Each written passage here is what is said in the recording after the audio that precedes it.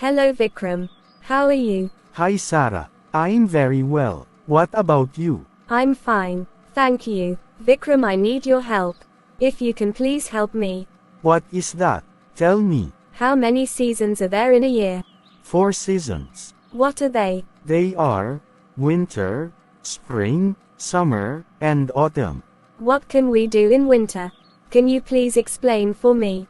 Winter is a very cold season. There is usually much snow in winter. What can we do in spring? In spring the trees become green and birds sing. What can we do in summer? In summer it is hot. Summer is my favorite season.